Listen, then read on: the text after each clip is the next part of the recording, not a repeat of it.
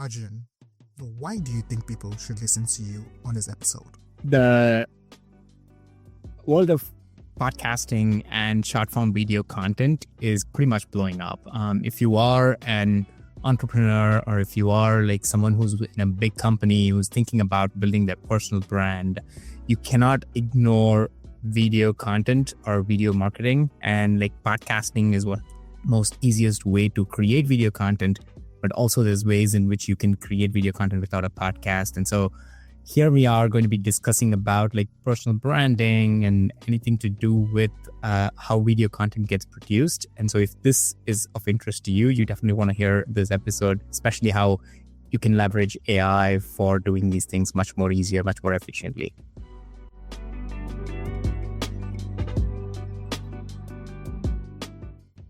Wow. Thank you so much for that. Because I'm actually very excited to have this conversation with you. The person I'm speaking with today is Arjun. He has over 18 years of experience within the tech industries, and right from the days where he was a product engineer at Microsoft, then to Foursquare, and now Arjun is the founder and CEO of Zync.ai, an all-in-one suite designed to streamline every step of podcasting, from planning episodes to recording to producing and to promotion, basically end to end.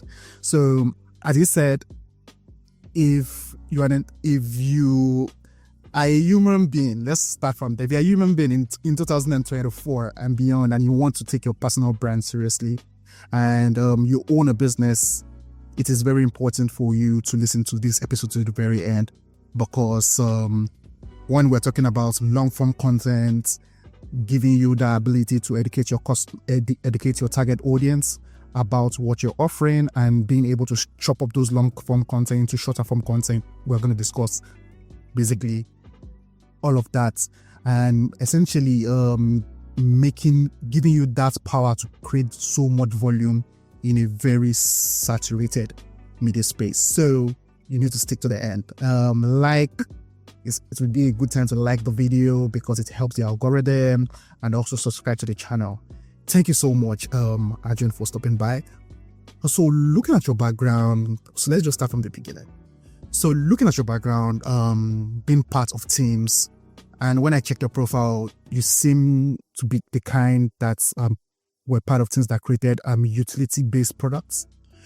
What made you move from there to now creating something within the media? Because I'm in marketing, so what made you think, okay, I need to leverage my existing skills to create a solution that can help anybody that is interested in leveraging the media? What made you create Zync.ai? Yeah, for sure. It wasn't like a direct journey where it's like, one fine day it happened. It was like a series of like steps that took me to where I am right now. It started off with a role that I did between like after I quit Foursquare, before I started this, where I was working as an entrepreneur in residence at this place called Stanford Research Institute, where I was working with like voice technology, and we were spinning out like some of the latest in voice technology and like converting that into a startup. And so I started my first company called Ambit in the space of leveraging AI to understand how humans communicate with each other. What makes people excited, what makes people like talk, negotiate, all those things. Can we analyze their voice and find out that through the conversation? So that's kind of where I started this world into like video and media and audio world. So we spun off some technology. We started my first company in that space, and kind of fast forward for the interest of time to say that like when the pandemic hit and like every kind of conversation was happening virtually, this world of podcast was starting to blow up. Like video has always been on the rise, but it's seen meteoric rise in the last couple of years. And so for me, it was a great fit. We started off Zync as more of a event platform where like people would be able to invite people, almost like a webinar, like where you can run like bigger, larger meetings. And then we saw the potential of just taking all conversations and converting that into video content that can give you like a longer bang for the buck, if you were to say that. So that's kind of what brought me to where we are right now as a podcasting platform. It's almost a studio. And we also have a solo studio, which is to say a place where you can just frequently go in, answer questions, and convert that into video content. It's another way that will make it even more easier to create short form video content than what it is right now. So we're kind of taking this video content production pretty seriously at this point in time. All right. So this started off as something. This started off as a solution that helped, that had basically a very huge B2B potential, where you had a platform that people could host virtual webinars back then, and you felt you could democratize it further, and that's the version that we have right now. So still going back to the effects of business and content. So how would you say that content is very important within the business landscape today? The significance of businesses being their own production house, because I know that's basically one of the things that you're driving at with the solution, which we're going to get into much more better in this conversation. So what's the significance of content creation within the business landscape right now? Yeah, I mean, as you said, almost every company will be a media company. People have been saying this for a few years now.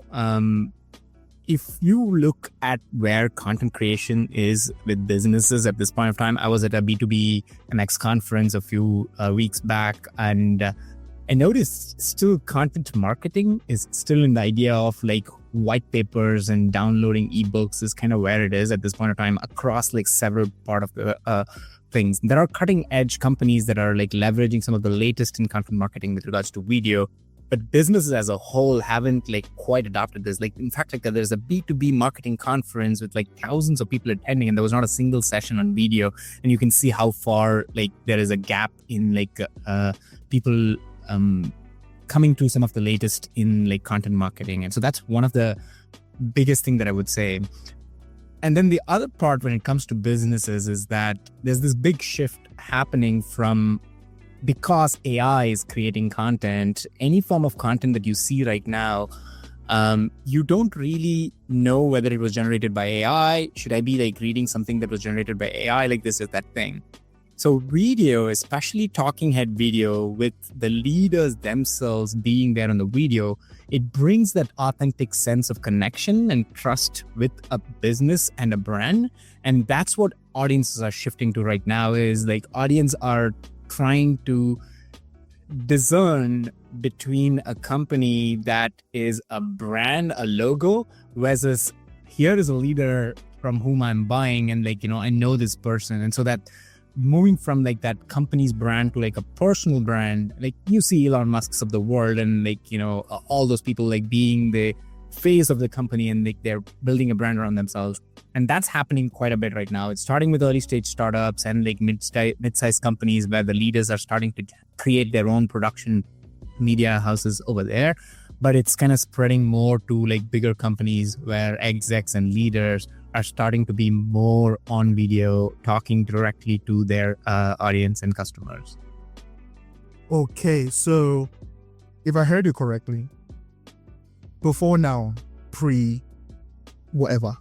prehistoric, the way brands and businesses function was that they just build brand affinity with the audience, and that's just it. And the owners of the brand, the custodians of the brand, be it the founders, the executives, everybody's working on the ground and making that work. Right now, it has flipped, whereby brands that connect the most right now have people, human faces. They basically humanize the essence of the brand. So that's where personal branding comes into play, where we have people like you mentioned Elon Musk, but we have Gary Vaynerchuk, we have even Bill Gates, that wasn't even really known to be a talker, now talks so much about himself and Mark Zuckerberg of this world. So thank you so much for that. But your position here is basically what you do, what you're talking about is a phenomenon that we understand exists. So your position here with Zync is to make it much more easier. So the question would be,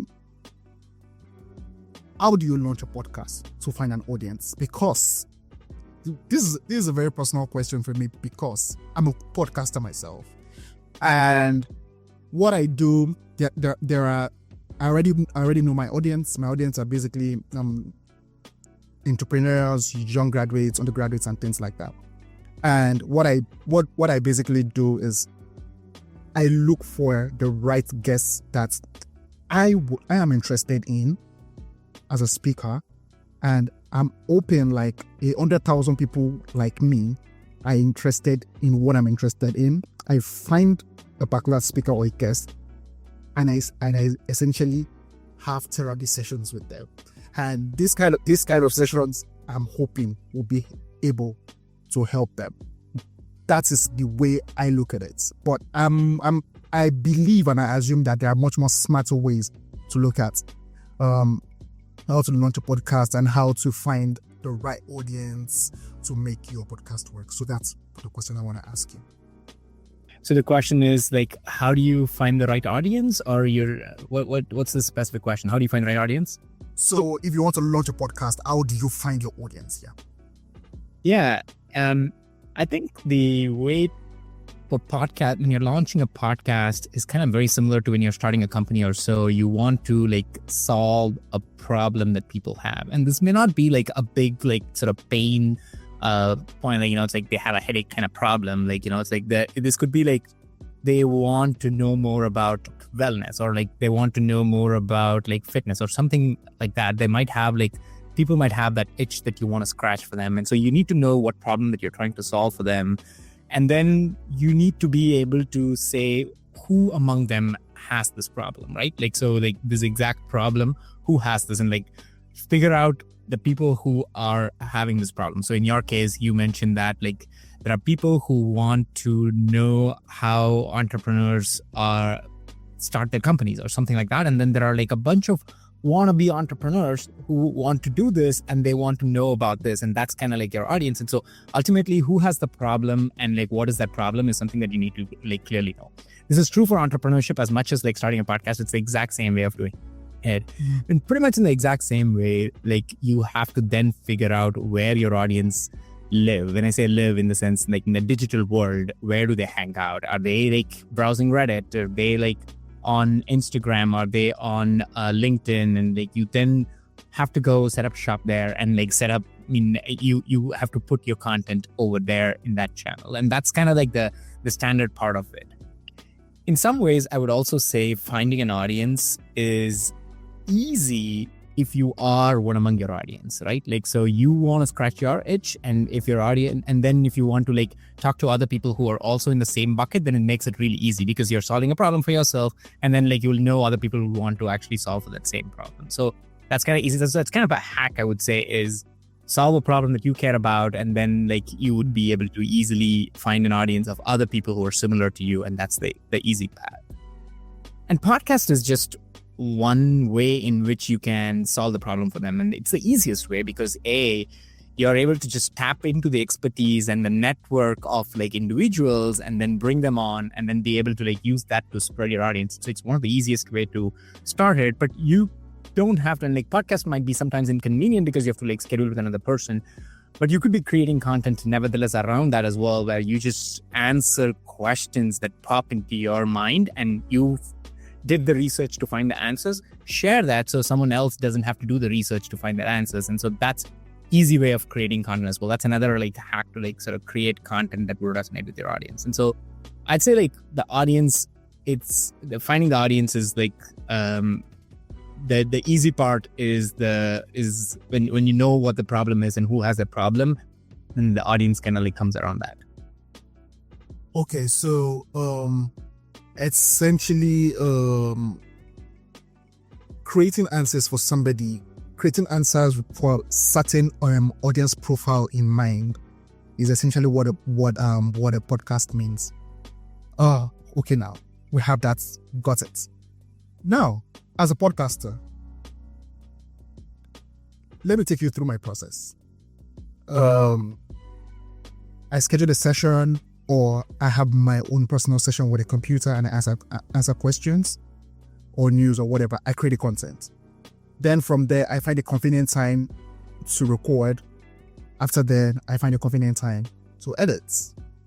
That's the long form. Now, podcast used to be just audio. Now, podcast is audio and video. So the kind of attention I put on audio podcast is different from the kind of attention I put to a video podcast. On the video podcast, I start looking for viral moments where I can chop it. So it's a very lengthy and exhausting process. And for somebody, because I enjoy doing it, despite the fact that I enjoy creating content, it is not everything within that value chain that I enjoy doing. So what are the things that one can do to save time when one is running a podcast? Yeah, it's a good question, and it's kind of a good place because like that's kind of the problem that Zync solves for, is like the amount of effort it takes to like run a podcast end to end. You need to wear different hats. As you rightly said, you are like the researcher who is like finding out about this topic and the speaker, and then you're doing that. And then you are like the video director and like, bringing in the person, camera, right, and adjusting and all of those things. And then you are putting on the hat of the editor and like going and doing all the editing work. And then like you're putting on the hat of the social media marketer who's like distributing this in like different channels. And you have to wear all these hats. And frankly, like a lot of people are not good at all of these things. And so what you are good at is having this conversation, being curious about this topic. And like, that's something that's truly you, and you have to do, you're the only person who can do that. But everything else can be done by another entity. And this could be a producer that's doing the whole thing for you, or it could be software that's taking care of all of these things. And so I'd probably say there's like a few tips that I would probably say is like the best place to get started is, you got to plan your episodes and your format of your output ahead of time from the episode. Like most people like go in, have just a casual conversation, and then try to like hunt for like meaningful information from that. It helps, and we can do that, and you can do that, and you might be able to find some, but it helps to even construct your episodes in a way that would make for good content. Say, for example, if you're looking for long form video content, then make it so there's a lot of stories and there's like a lot of prep work that you have done to like ask them stories ahead of time so that you can actually see them and like you get to go with that. That's a long form content or so. But if your focus is on short form content, then maybe ahead of time, just tell them that these are 6-7 questions that I'm going to be asking, and I love to get an answer which is like 2 to 3 minutes long about these things. Just be upfront about that with your guest speaker, and then like start and aim for getting those few video clips out of your show. And that's what you would be focusing on. Or if your focus is more on like creating like a nice blog post and a write-up about it with like the video that goes along with that, then like think about it from that perspective to start with and like start creating it. So think about the output content before you go into the episode, and that's probably like one of the most healthiest tips that I would say. And in these days, focusing on short form content is what we are recommending for all the people. I mean, like frankly, like when I run my podcasts, I know that there's the full episode's going to be listened to by like a handful of people, but like the short form video clips are what is going to be getting as much attention or so. And then, repurpose, right? Like, can we convert this into like short form video clips to like carousels that goes on LinkedIn, to like Instagram stories and everything. And this is what Zync does, is like takes away all that grunt work. So the platform makes everything from like bringing in a speaker to like the recording studio, the high definition video recording, as well as like converting that into like 20-30 pieces of content, from short form video clips to like websites to blog posts to audio, Spotify, and like all those things, to like LinkedIn posts to Twitter posts. All that gets automatically done, and it just clicks away from saying that like, hey, publish this content. So that's kind of what Zync does end to end, and like it uses AI. But we highly recommend that you use the platform to think about what content you want to get and like plan for it ahead of time. Okay, so thank you so much. Because I really want to know much more about Zync and AI generally. Because we're aware that as creators, AI comes in. I feel that AI should come in and make my workflow, streamline my whole process essentially. So, but at the same time, there are some cases whereas you create a piece of content and you put it into an AI software with the hope that the software spills out short content, but the way in which the software chops the content, if you don't even understand what that software is trying to achieve. Are those some of the things that you believe that Zync can help a creator who comes on board to help them negate, and what basically sets you apart? Because I have a platform called I'm on a platform called AIEditing.com. There are new releases every day. So, but and people see all of these tools every day. So, what are the things that you feel in today's market sets Zync apart from all of these other products that would make it worthwhile for people who want to join, like myself? Yeah, I think the kind of the difference that we have is because we control the end-to-end flow of it. We are the recording studio and the way the video is edited. We have a bit more knowledge about what went in before you started the episode. So for example, if you are like downloading a video, you could have recorded it on Zoom or like Google Meet, or like you could have done it in like an in-person video and then you give it into AI. The AI is guessing the context for most of these things and it has no input signals other than the video itself for it to get started. Whereas when you are on Zync, Zync is the recording studio. There are like multiple things that we can take from it. One, you can actually like seed questions and discussion points right into the platform. And this is the part where I said about like sort of prepping for it. So as a creator, you have a way to indicate to the AI system that like these are the things that I care about even before you record the episode. And so that's kind of like a good way for you to get better quality output once the content kit is produced. We call it a content kit, which has everything, all the content that's built in. And the other thing is what we call as live editing. To like say, when you are in an episode and you're talking to somebody, Zync has a way for you to oh, you said something really interesting and I've never heard that before, and that's an interesting moment. So you can actually just press spacebar or like control spacebar while you are at it in live conversation, and Zync will take that signal to know that like, hey, this was an interesting moment that happened. And we're using many signals that's happening while the show is happening, like, hey, you laughed at something, or like, you know, it's like, this is something where like you both said like, yes, exactly, or something like that. Like, you know, it's like, it's looking for signals like that to understand what moments piqued the host's interest.